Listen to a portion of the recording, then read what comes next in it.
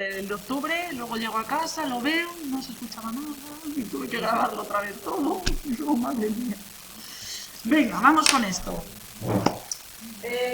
Aparato urinario. Vale, tenemos riñones, funcionamiento de la nefrona, vías urinarias y después patologías, ¿vale? ¿Entendemos cómo funciona la nefrona? Sí. No, no me lo he estudiado. No entendemos muy bien cómo funciona. Vale, pues lo más importante de esto es que entendamos cómo es el riñón, ¿vale? Dónde se sitúa la nefrona y cómo funciona la nefrona, ¿vale? Vamos a encontrar dentro de la nefrona es la unidad funcional y estructural del riñón. Y por tanto, tenemos dos, un riñón va a estar compuesto de muchísimas nefronas. Y en cada una de ellas tiene una estructura diferente. Voy a ir a la imagen para... es que se lo dibujo. Bueno, me he metido ya a saco porque es que si no, no me da tiempo porque esto es más complejo, ¿vale? Bueno, a nivel general podríamos hablar de dos partes diferentes en este aparato excretor urinario, que son los riñones, por un lado, y después las vías urinarias, donde estarían los uréteres, la vejiga y la uretra, que es la salida por el meato urinario, ¿de acuerdo? Que aquí ya tiene algún punto en común con el aparato reproductor, evidentemente. Vale. A nivel externo, si nosotros tenemos aquí este riñón, es una sección, podemos encontrar tres zonas diferenciadas, que son la corteza, después vamos a encontrar la médula renal, la corteza, ¿dónde es esto? Esta es la corteza, ¿de acuerdo? La parte más externa. Aquí es donde los vamos a encontrar, dice, los corpúsculos renales o de Malpighi, ¿vale? Esto es porque según se van a situar las nefronas, hay una parte que es la parte vascular de la nefrona y luego va a haber otra parte que es la tubular, ¿vale? En este caso, la parte vascular va a estar en la zona de la corteza y la parte tubular va a estar hacia el interior, de lo que se conoce como médula renal.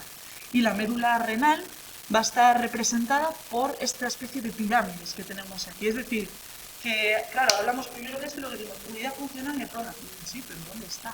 Vale, pues esto, si hiciésemos el corte, es verdad que las nefronas son tan pequeñitas que es inapreciable el poder ver toda su estructura, todo el corpúsculo, el asa de Henle, no se podría ver en esta imagen, pero si la situásemos la nefrona, en la corteza estaría este corpúsculo renal, ¿vale? Y después estaría el asa de Henle, etcétera, y el túbulo colector para luego, ¡pum!, salir por aquí, ¿vale? Entonces sería de exterior al interior, como sería la nefrona, ¿vale? La parte de la pelvis renal es precisamente la zona de comunicación de todas las médulas o pirámides de Malpighi, ¿vale? Que es donde está la parte del túbulo colector de todas las nefronas. Al final, el túbulo colector, ¿qué va a ser? Pues donde va a llegar esa orina de todas las nefronas, ¿vale? Lo que nosotros vamos a querer es filtrar. Entonces eso es lo que va a ocurrir en las nefronas, la filtración de la sangre. Y tú me dices, pero si el producto final es orina, la es la sangre. ¿Qué está pasando aquí? Bueno, pues está pasando en ¿qué pasa? Al final, una nefrona actúa como un colador. Y lo primero que va a colar son todas las células sanguíneas, ¿vale? Entonces va a pasar el agua y los electrolitos, es decir, el material, esas sustancias que son elementos químicos, ¿vale? Tenemos que pensar que aproximadamente el 95% se va a reabsorber, es decir, lo vamos a volver a utilizar.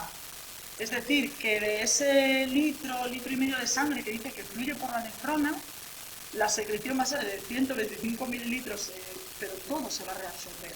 La cantidad de orina va a ser muy pequeñita, ¿vale? Entonces tenemos que pensar en la nefrona como un colador, ¿vale? Y vamos a diferenciar filtración, reabsorción y secreción de la nefrona, que eso es lo más destacado del tema, ¿vale?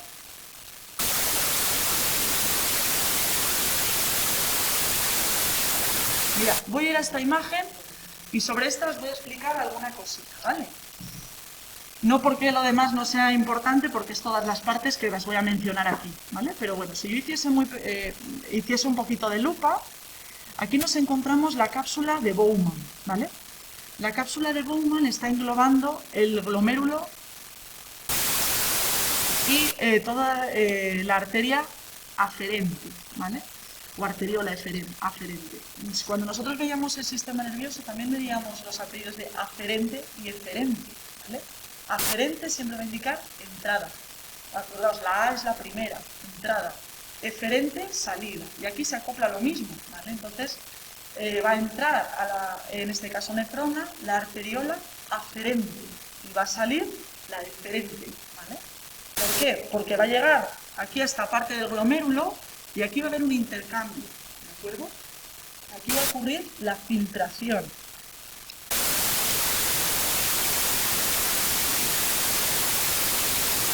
Es lo primero que tenemos que saber. Vamos a ver siempre lo primero, la filtración. Y en este caso va a ser en la cápsula de Bowman. Es como un colador gigante a través del cual entra la sangre, ¿vale? Pero después, nos imaginamos como un pequeño colador. Al final solo vamos a tener lo que se denomina el filtrado glomerular.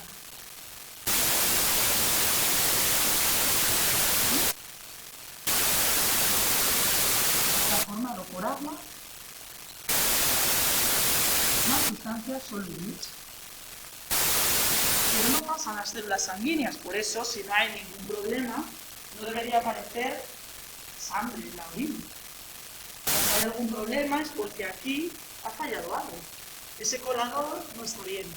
Esa nefrona no está haciendo bien su función. Eso es lo primero. Filtración, cápsula de Bowman, donde está el glomérulo renal y entra la arteriola aferente.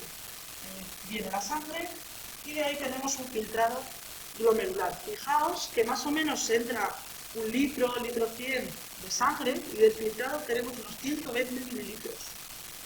Pues fijaos todo lo que ves de vuelta en la arteriola aferente, sale por la arteriola eferente. La mandamos de vuelta, ¿vale? Al circuito sanguíneo. Este filtrado después va a pasar a otra zona de la nefrona, concretamente a esto que tiene como una forma así de U, ¿vale? Que es el túbulo proximal o túbulo contorneado proximal, porque fijaos aquí, que es que no puede estar más enrevesado, ¿vale? El asa de Henle, que es precisamente toda esa U, el túbulo contorneado distal y por último ya estaría el túbulo colector. El protagonista de la absorción es el túbulo contorneado proximal, el asa de Henle y el túbulo contorneado distal, ¿vale? Concretamente, casi el 90% de lo que se reabsorbe es en el primer fragmento, en el túbulo proximal.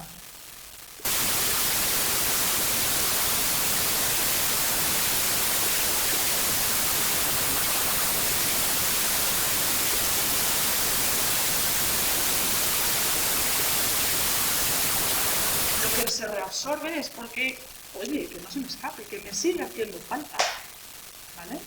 ¿Qué es lo que ocurre? Que este colador que veíamos al principio es muy pequeñito y pasan sustancias que necesito de nuevo, ¿vale? Pues las reabsorbo en este punto de la nefrona.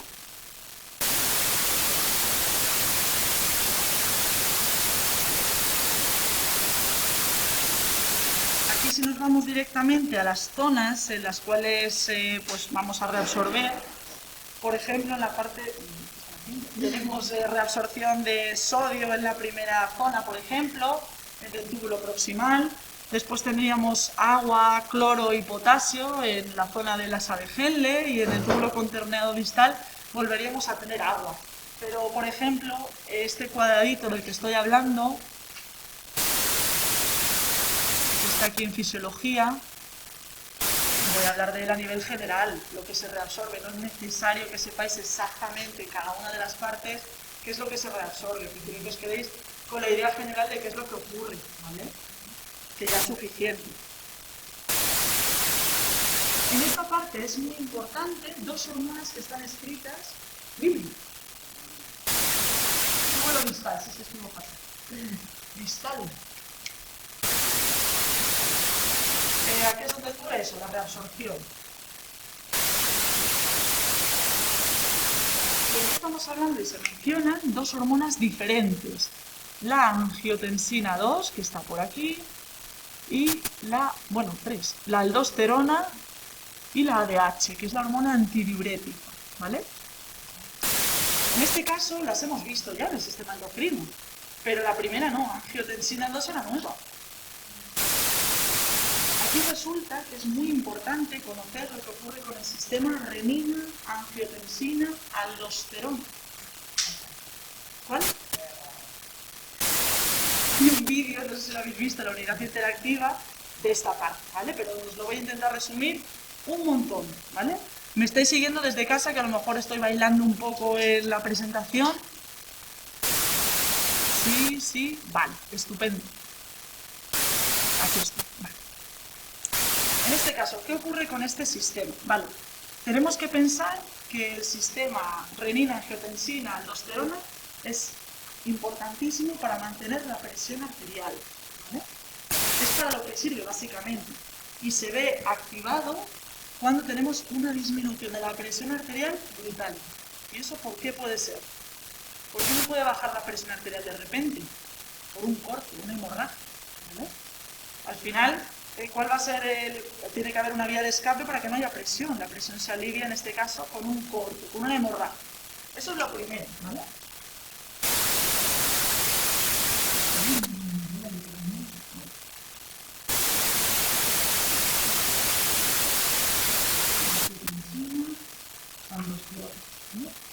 Activado y baja la presión arterial, ¿de acuerdo? ¿Qué va a pasar? Que estos nombres que están aquí, esta angiotensina, etcétera, pues vamos a ver cómo se produce. Es un esquema como muy pequeñito, ¿no? A ver si, para los de casa lo estoy escribiendo en la pizarra, pero básicamente es lo mismo que tenéis en el vídeo y lo voy a ir contando, ¿vale? La primera hormona que aparece es la misma que tenemos en el nombre, renina. ¿Vale? ¿De dónde sale la renina? La produce el aparato yuxtamedular del riñón. Yuxtaglomerular, perdón. Ya me dices, madre mía, de dos palabras no difícil, pero bueno. Yuxtaglomerular siempre que aparece con el prefijo yuxta es que está cercano a. Es decir, que si es yuxtaglomerular está muy cerca del glomérulo renal, que hemos visto que está en la cápsula de Bowman, que es donde aparece todo, ¿vale?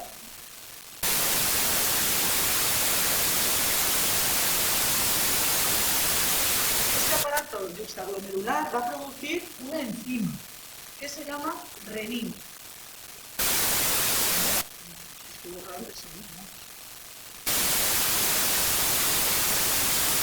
pasa con esa renina? Pues que va a actuar como actúa una enzima. ¿Y qué nos hace una enzima? ¿Cuál es su función?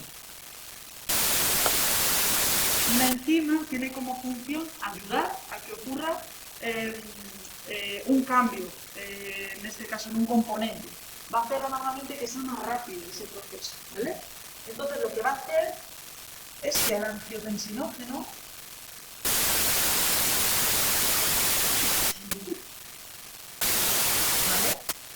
que es una glicoproteína del hígado,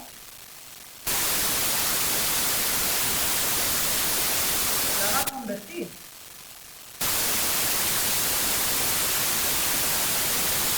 glicoproteína, es decir, que es medio proteína, medio azúcar, tiene componente de los dos, glicoproteína, ¿vale? La va a convertir en angiotensina 1. Esa no hace lo que quiere.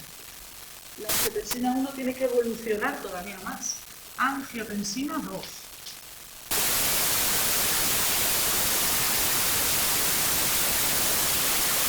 ¿Y cómo lo va a hacer? Gracias a una enzima que no se han currado mucho el nombre porque se llama enzima convertidora de angiotensina. Y la angiotensina 2 ya hace lo que yo quiero, que es liberar aldosterona, ni más ni menos.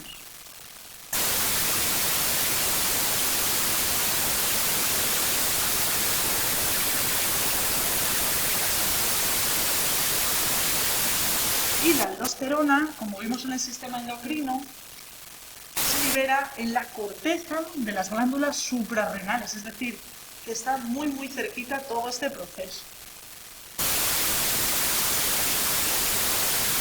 que las glándulas suprarrenales era, en este caso, una glándula que estaba adherida a la parte superior de los riñones.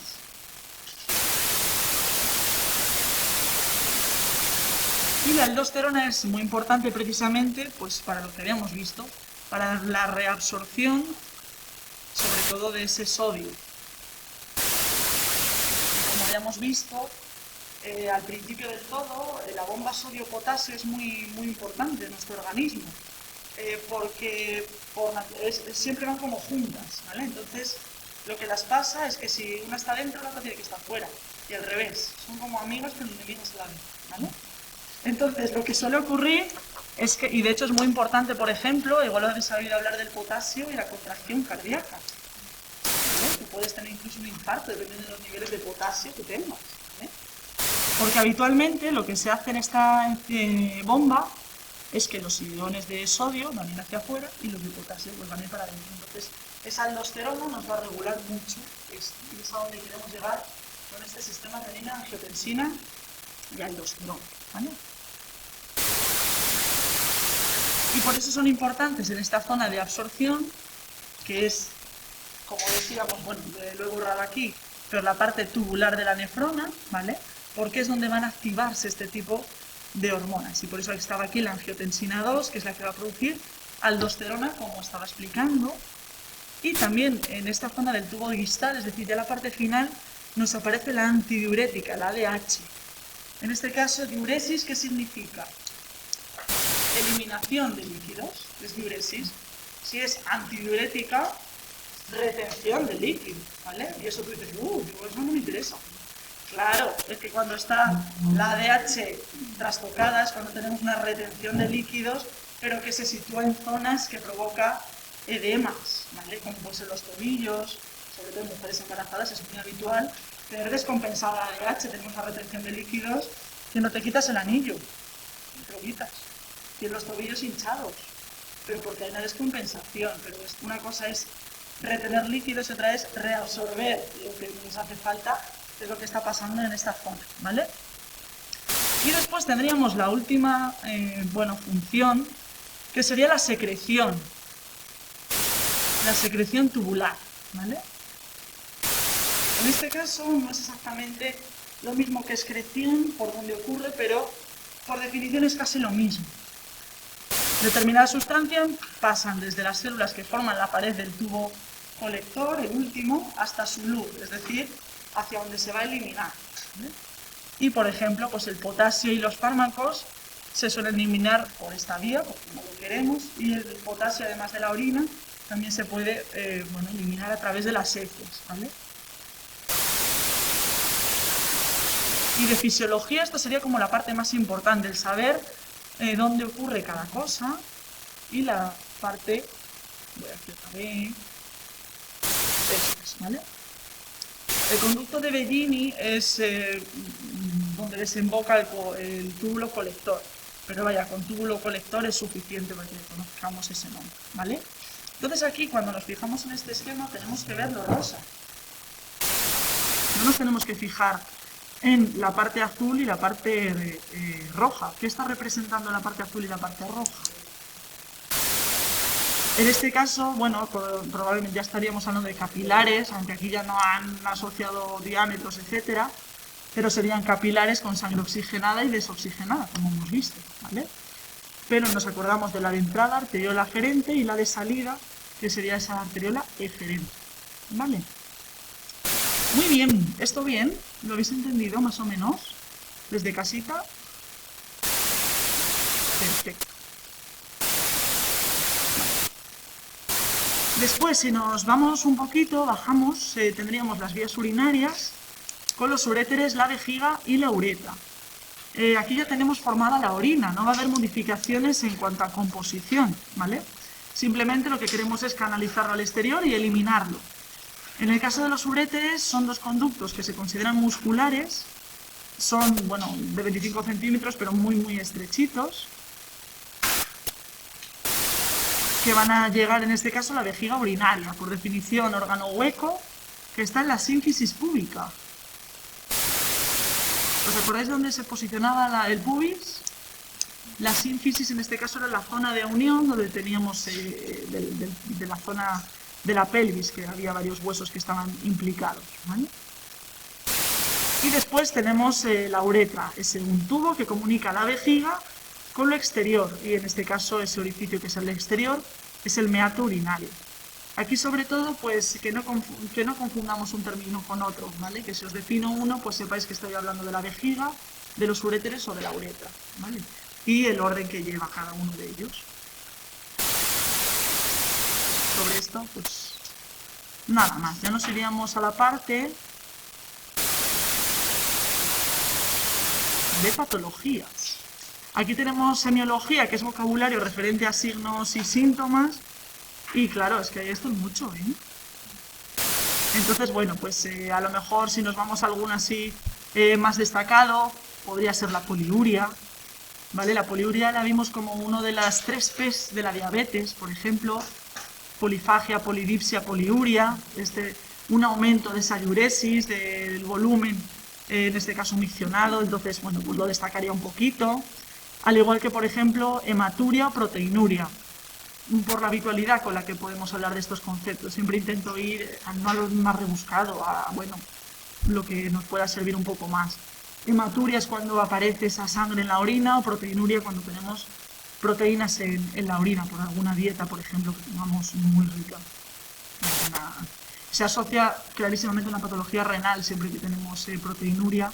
Un análisis de orina salen los valores y ya análisis o biopsia renal porque algo pasa. En patología pues tendríamos distintas infecciones y sí que es verdad que a lo mejor el detalle que es bastante más frecuente que lo tengamos las mujeres por el hecho de que nuestra uretra es más corta que la de los hombres y por tanto está menos protegida y más comunicada con el exterior, pues sí que es una característica que, oye, a lo mejor está en el examen. Aquí tenemos uretritis, como infección de la uretra, cistitis, infección de la vejiga, y la pielonefritis, que esta ya es bastante más severa porque alcanza a nivel de pelvis renal. Fijaos lo que os estoy diciendo, que la pelvis renal es donde está la parte de todos los túbulos de la porción tubular de la nefrona. Entonces, tener afectado eso es una disfunción de cuidado, ¿vale? Comparada con estas otras dos que os he puesto, por ejemplo. En insuficiencia renal, pues bueno, aquí tendríamos toda insuficiencia como incapacidad para realizar la función para la que está prevista, la aguda y la crónica. En el caso de la aguda las causas son múltiples, la verdad es que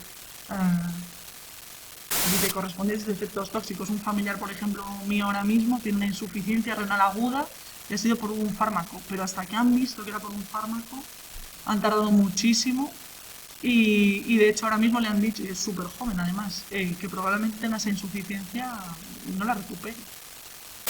La función renal, pues cuidado, tiene mucho detrás. Litiasis, cálculos en el riñón, ¿vale?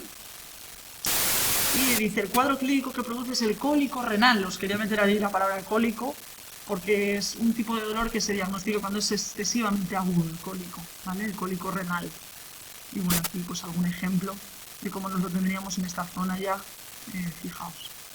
La pelvis renal, esto sería la parte médula, aquí ya estaría después para comunicar con los uréteres. Entonces fijaos aquí con lo estrecho que es el uréter, si tenemos esto, pues el colapso que puede llevar.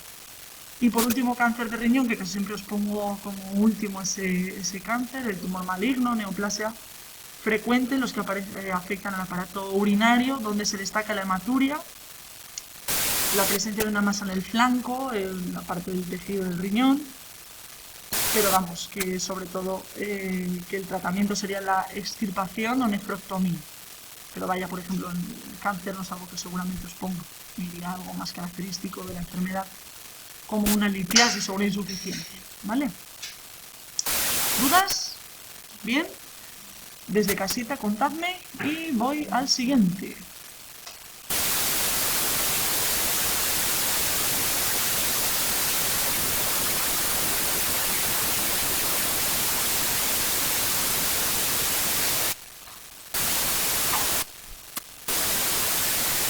Voy muy rápido por el tiempo, no porque no os quiera detallar más. He ido al grano al tope.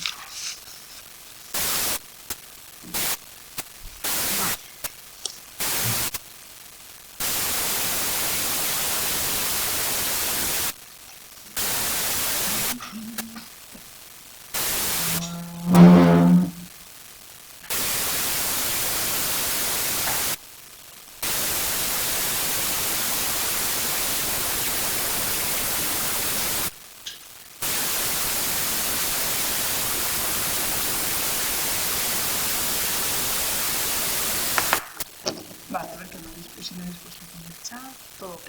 Vale. Venga, pues vamos con el último de hoy, que es el aparato reproductor, ¿vale? En este caso, bueno, la verdad es que está aquí puesto fatal porque está gónadas, testículos, vías genitales, glándulas anejas, órgano copulador y otra vez gónadas, vías anejas, etc. ¿Vale? Entonces, lo primero, iba a empezar con un esquema, para los de caso los voy contando, porque quiero enfrentar el aparato femenino y el masculino precisamente por gónadas, vías genitales, glándulas anejas y órgano copulador, ¿vale? Porque así nos situamos un poquito y lo vamos explicando después. Lo vamos viendo también desde casa.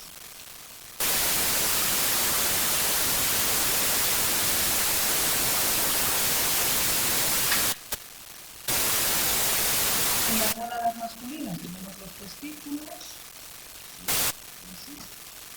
Y en las femeninas tenemos los ovarios. Después, en las vías genitales, en el caso de los hombres tenemos los túbulos y mamíferos, ahora lo vamos a definir.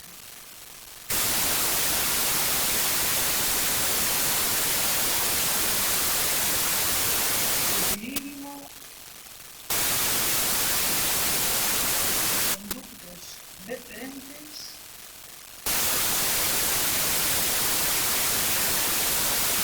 conductos eyaculadores y la uretra. Las mujeres aquí tenemos las trompas de falopio,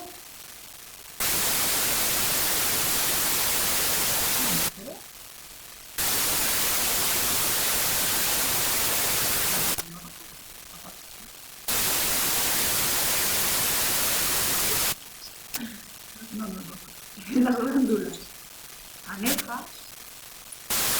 Cuando tenemos siempre ese apellido de anejo, significa que va junto a, ¿de acuerdo? Pero que expresamente no impediría si no estuviesen la funcionalidad del aparato reproductor. Glándulas anejas, en el nombre tendríamos próstata, vesículas seminales y las glándulas de Cowper.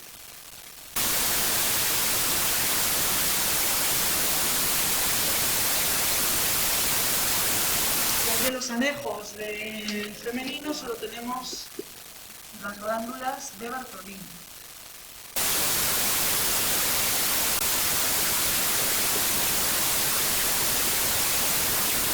Llamados bartolinitas.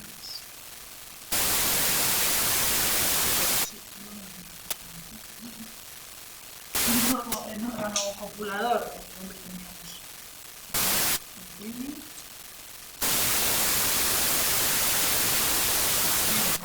de la mujer tendríamos tanto vagina como vulva.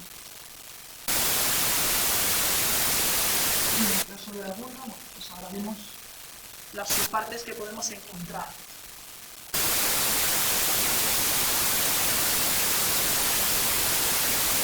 Y así pues, les tenemos un poco enfrentados y sobre todo diferenciamos vía genital y glándula aneja, que puede ser lo que nos podemos liar entre unos y otros, ¿vale? Lo que es la definición. Yo he puesto otra fila que era la de gónadas. En el caso del masculino he puesto los espermatozoides, en el caso del femenino he puesto los óvulos, ¿vale?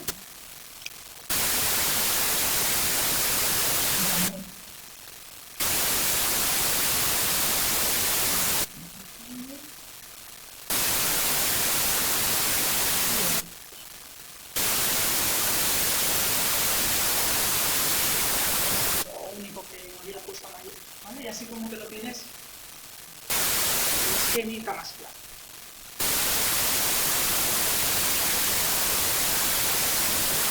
Porque son unos cuantos nombres, pero bueno.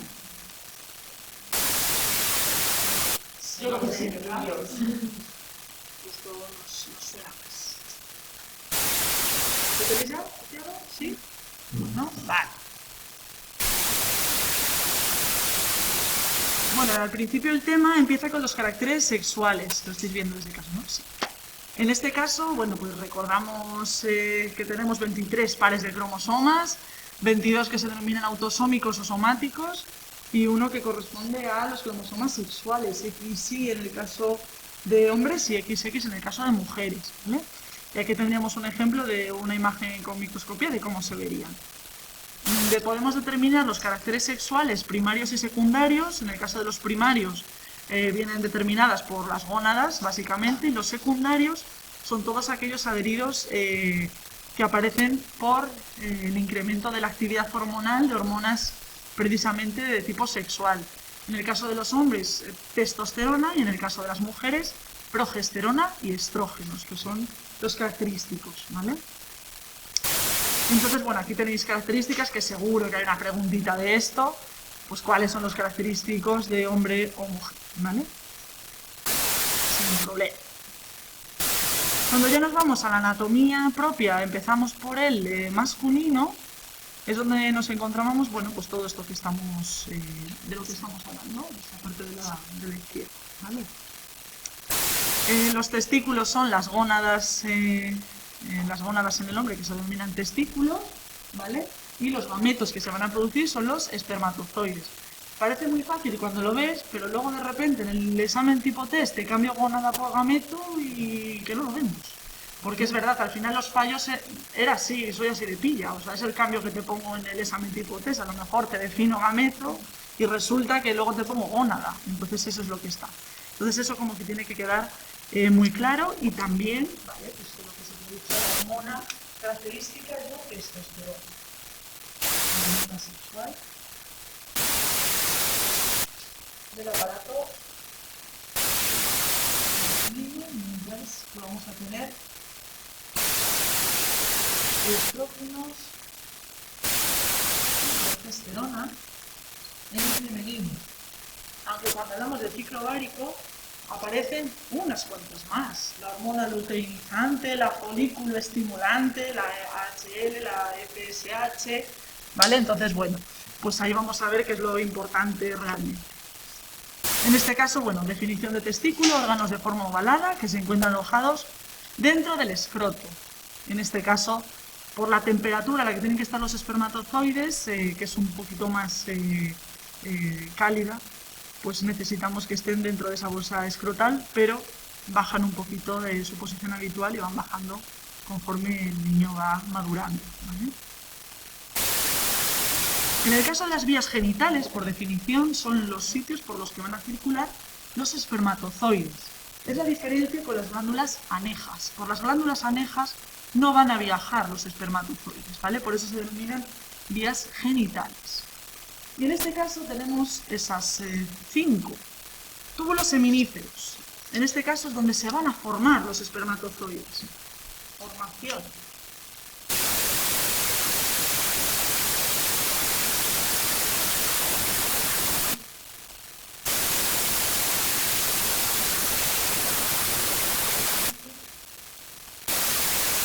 Son las vías genitales, y los túbulos seminíferos, formación de espermatozoides. En el caso del epidídimo, almacenamiento.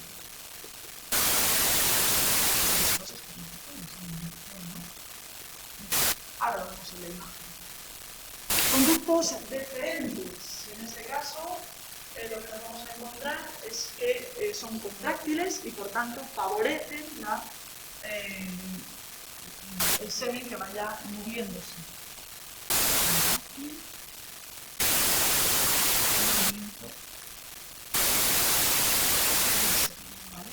Que en este caso no van a ser solo esos espermatozoides, sino que ese líquido seminal va a haber, sobre todo en estas glándulas anejas, las que van a nutrir a los espermatozoides y los que van a formar en conjunto ese semen que los espermatozoides, sino su nutrición. En los conductos eyaculadores les tenemos 2, justo empieza después de los conductos deferentes y en este caso los cuales van a desembocar en la uretra llevando ese semen. La uretra es común al aparato excretor que acabamos de ver, al urinario, ya que por él van a comunicar tanto orina como semen, ¿de acuerdo?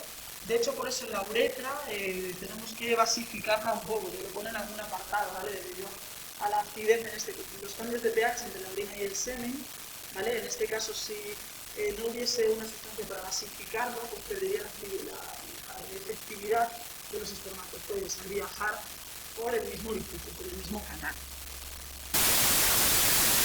En glándulas anejas, las anejas nos ayudan, pero no van a viajar con ellos espermatozoides. En el caso de la próstata, nos encontramos que se encarga de recibir parte del líquido seminal, ¿vale?, que va a producir el hecho de que proteja y nunca los espermatozoides, aunque realmente el que produce el máximo de líquido seminal van a ser las vesículas seminales, ¿vale? Por tanto, puede decir que las dos van a formar un líquido seminal por donde van a viajar, donde están dentro espermatozoides, pero en mayor medida las vesículas seminales frente a la próstata. Por eso, como hay más en vesículas seminales y menos en próstata. Estas glándulas de Kupffer son las cuales van a secretar ese líquido alcalino, que al ser alcalino es sinónimo de básico, ¿vale?, del pH más acercado al 14, neutralizando la acidez de la uretra para que pueda pasar el semen, ¿de acuerdo? Por tanto, estas glándulas son las que forman ese líquido básico, las que basifican. Alcalinizan.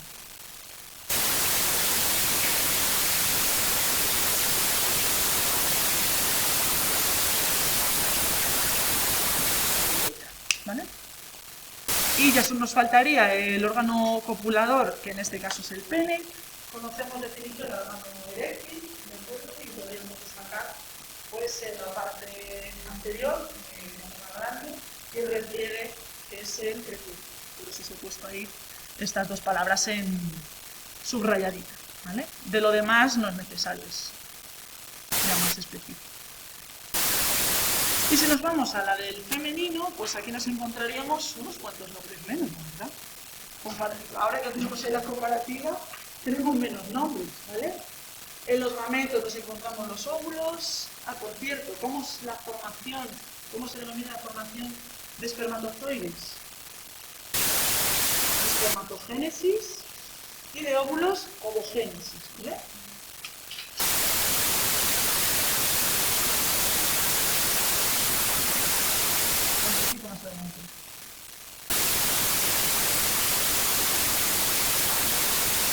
La espermatogénesis aparece con la pubertad, mientras que la ovogénesis no, aparece desde que la niña nace, ¿de acuerdo? De hecho, ¿os habéis fijado en los millones de ovocitos que tenemos al nacer y los que al final después solo se van a desarrollar como maduros? Es muchísimo cambio, ¿de acuerdo?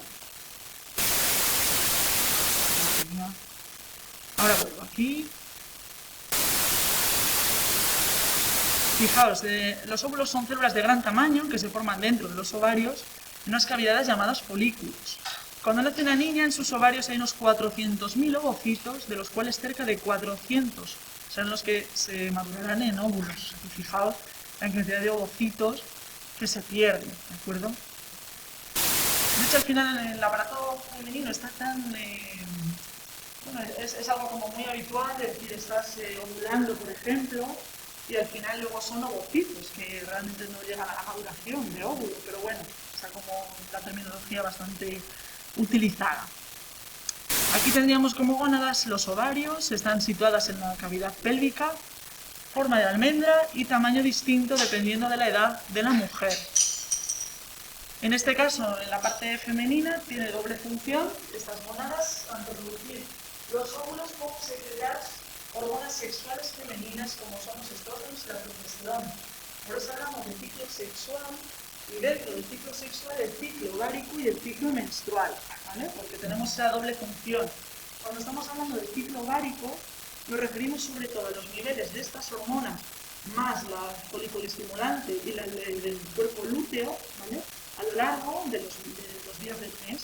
Mientras que cuando hablamos del ciclo menstrual, nos estamos refiriendo a cómo están las paredes del endometrio concretamente, porque es ahí donde se depositan los folículos ováricos. Cómo está esta pared, si está receptiva para que se sitúe ahí el óvulo o no lo está, ¿vale? Y si no lo va a estar y no ha sido fecundado, esa pared cae de la menstruación, lo que se pierde y la sangre que perdemos también. ¿Vale?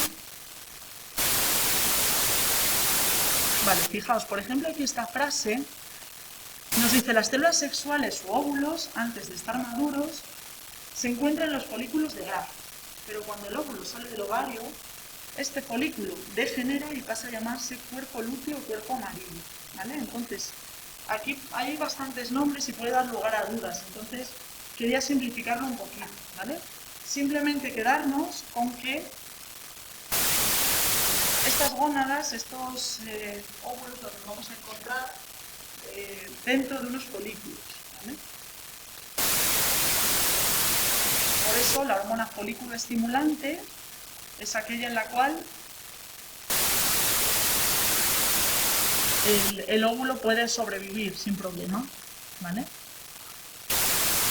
Cuando el óvulo sale del ovario, el folículo ya no se llama así y pasa a llamarse cuerpo lúteo. Esa es la diferencia entre folículo y cuerpo lúteo, ¿vale? En el folículo el óvulo está dentro, en el cuerpo lúteo el óvulo no está dentro.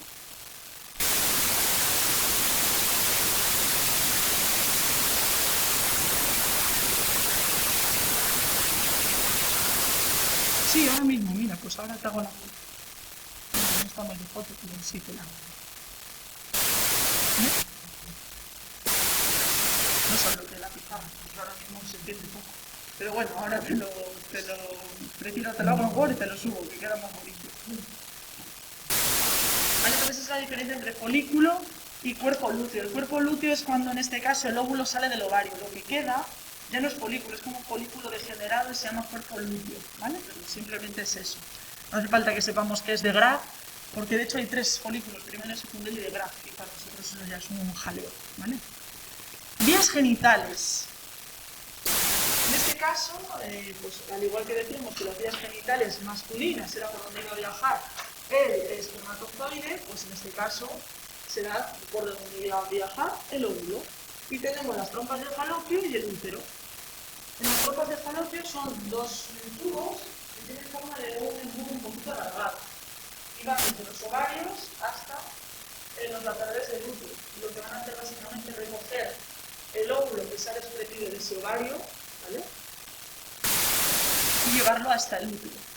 Y es ahí donde realmente ocurre la fecundación, en las trompas de falopio, ¿vale? Si ahí no hay la fecundación, después ya es cuando esa trompa de falopio va a...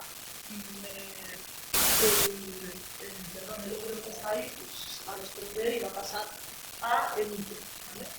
Y el útero es un órgano hueco, musculoso, y os he puesto aquí que su pared tiene 3 capas. La externa, el miometrio, la interna, el endometrio, y la parte inferior que se denomina cuello uterino. La que nos interesa a nosotros es el endometrio, porque es la que va a modificar su grosor dependiendo de la etapa del ciclo menstrual en el que estamos hablando, ¿vale? De hecho, como patología está puesta la endometriosis, ¿de acuerdo? Al final del todo para hablar justamente de esto. En glándulas anejas, es decir, aquellas por las cuales no van a pasar los gametos femeninos o los óvulos, pero son importantes, tendríamos las glándulas de Bartolino, que lo que hacen es secretar un lubricante que facilite, en este caso, el coito. Si vamos al masculino, en glándulas anejas también facilitaban, en el caso de próstata y vesículas seminales, formando el líquido seminal. Y en el caso de las glándulas de Cowper, lo que hacen era secretar un líquido que basifica, es decir, nos ayuda. Y en órgano copulador teníamos la vagina y la vulva. En el caso de la vagina, es todo el canal que va desde el cuello uterino, la parte inferior del útero, hasta la vulva, ¿vale? Se encuentra situada delante del recto y detrás de la vejiga, mientras que la vulva va a comprender labios mayores, labios menores, el clítoris, el vestíbulo, donde podemos encontrar en el vestíbulo la parte final con el orificio uretral y el orificio vaginal, ¿vale? Pero eso es lo que más me interesa, pues saberlo situar y función, pinceladas concretas de cada una de las funciones, ¿vale? Ok. Si nos vamos a, bueno, en fisiología tenemos que los espermatozoides, las características de espermatozoides y de óvulos, espermatogénesis y en este caso ovogénesis. Sí que es característico, seguro que lo pregunto, que la espermatogénesis tiene lugar a partir de la pubertad, mientras que la ovogénesis desde que nace la niña.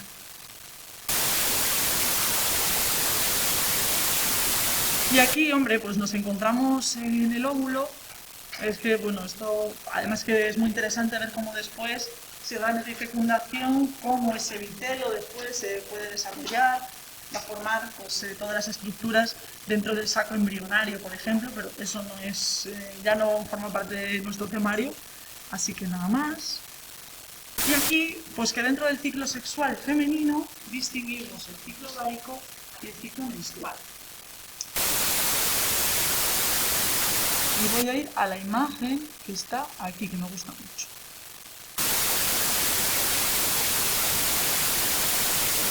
En este caso, en esta imagen, aparece el ciclo ovárico y aquí el ciclo uterino. Uterino es sinónimo de menstrual, ¿vale? Por eso amarillo. Entonces, como veis, tenemos como unas cuantas fases: la fase folicular, la fase lútea, luego menstruación, proliferativa, secretoria, ¿vale? No os voy a preguntar de qué día, en cada una de las fases concretamente qué es lo que sucede, porque después, dependiendo de la literatura que busques, te lo une todo. Hay otras separadas. Entonces, lo que más me interesa que sepáis es que en el caso del ciclo ovárico, nos encontramos aquí, sí, se produce en la zona de los ovarios y está relacionada con la secreción de las hormonas sexuales femeninas.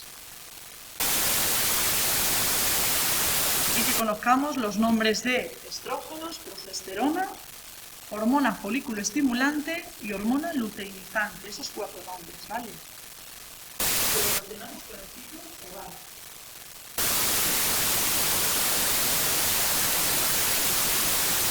Mientras que el ciclo menstrual está relacionado con los cambios que se producen en el endometrio. ¿Me has seguido? Vale, pues lo repito. El ciclo ovárico está relacionado con las hormonas sexuales, que son la progesterona, los estrógenos, la hormona folículo estimulante y la luteinizante. Mientras que el ciclo menstrual uterino está relacionado con la mucosa, con los cambios de la mucosa uterina o endometrio.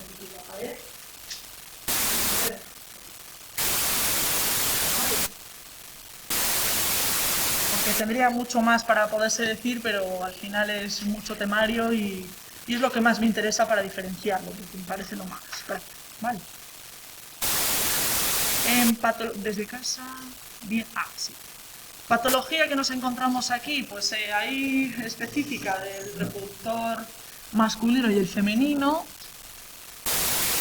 Bueno, por ejemplo, amenorrea con ausencia de la menstruación durante más de 10 días, metrorragia cuando hay un sangrado, una hemorragia fuera de la etapa del ciclo menstrual en la que debería de serlo, y prurito vaginal, en este caso. Digo, suele ser síntoma de infecciones, pero mira, me he quedado aquí también y no te he puesto lo que es prurito. Prurito es la sensación de picazón.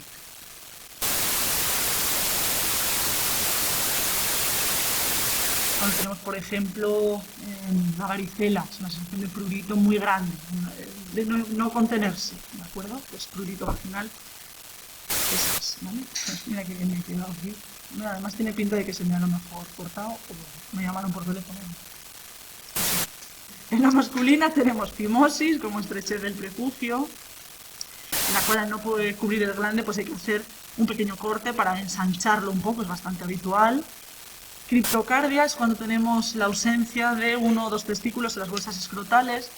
Eso no quiere decir que no se puedan producir testosterona ni espermatozoides, pero habitualmente los espermatozoides no sobreviven, porque en este caso pues no ha bajado de una de las bolsas escrotales, ¿vale? La orquitis es la inflamación del testículo, ¿no? Es que estas palabras sí que se utilizan un montón. Epididimitis, inflamación del epidídimo, esto aquí es el lugar donde se almacenan, ¿de acuerdo? El hidrocel es cuando tenemos una acumulación de líquido en el interior del escroto, es decir, un edema escrotal, una acumulación de líquido anormal, ya sea porque haya fallo tanto en el sistema circulatorio como en el linfático. Y variocele cuando tenemos muy dilatadas las venas que drenan los testículos, ¿vale? Que en ese caso, fijaos para acordaros que la palabra es muy similar a variz, empieza parecido, ¿vale? En femenina, endometriosis, que es cuando tenemos tejido endometrial del endometrio fuera del útero, como por ejemplo en ovarios, vejiga y el resto del abdomen.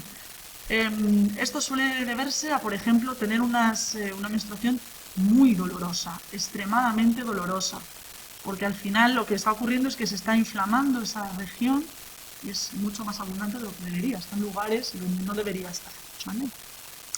Puede ser asintomático, es cierto, pero lo habitual es mucho dolor y un sangrado, un flujo muy abundante de sangre durante la menstruación. En dismenorrea, menstruaciones muy dolorosas que suelen ir asociadas a fatiga, ansiedad, irritabilidad, vómitos o incluso diarrea. Los quistes ováricos son en este caso sacos llenos que están de una especie de líquido que se forma en el ovario y el óvulo no llega a salir del folículo y se enquista. Nosotros hemos visto que tenemos ese folículo protegiendo el óvulo. El óvulo después sale en la ovulación y lo que queda de ese folículo es el cuerpo lúteo, que se elimina también, ¿vale?